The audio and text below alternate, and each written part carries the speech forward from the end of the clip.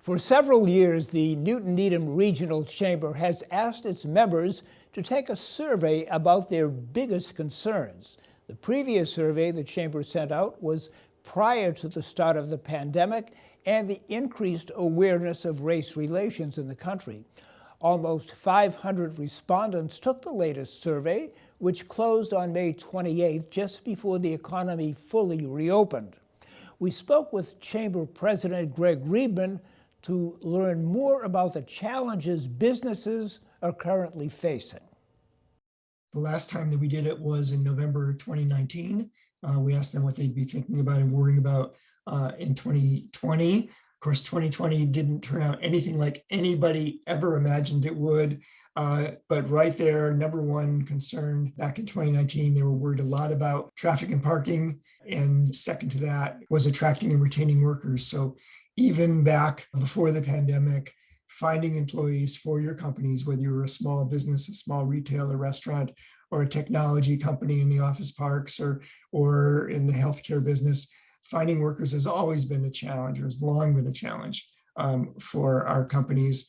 And wages was number three, which again is all about retaining workers, is whether you can afford to hire the staff you want, followed by public transportation and the cost of health insurance. When we asked pretty much those same questions this past May, we found something that shouldn't be a surprise to anyone who's been out shopping or dining. Attracting and retaining workers is the number one concern for employers right now.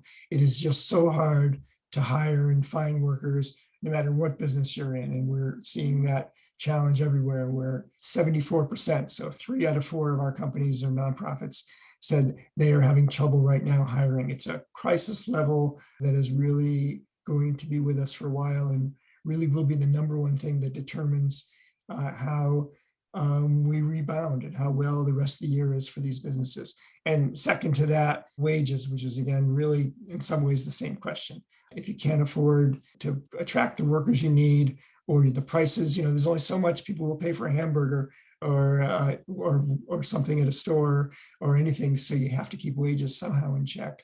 And then coming in still on the list, though, we'll see worries about traffic and parking. There's a lot of worries about what's happening at the federal level.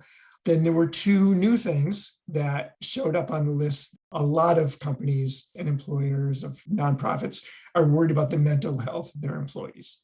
We have been through so much this past 15 months. A frontline worker who's been working the whole time and dealing with that and are exhausted, or even someone who's been working at home the whole time and maybe you've been isolated and have seen no one, but maybe you live alone, or maybe just your immediate family.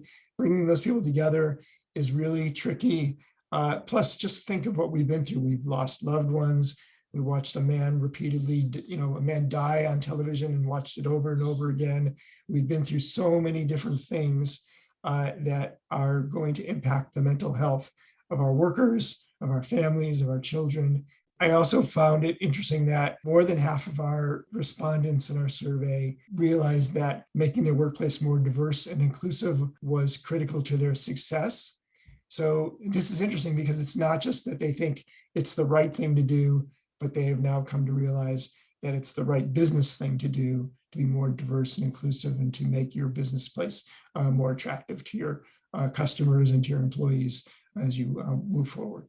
While we know how to fix traffic, we know how to fix transportation, we know how to build more housing, it doesn't mean we will do those things, but we actually know if we put money into those things, we could actually make them better. The really tricky one about the mental health question is no one really knows what kind of support, what kind of efforts we need on that. And I think as a community, we really need to be thoughtful about the impact that the pandemic has had on all of us. The fact that we're all coming back into the world from different places, some feeling more confident, more comfortable, but having experienced very different things during this unique time is something we all need to really think about.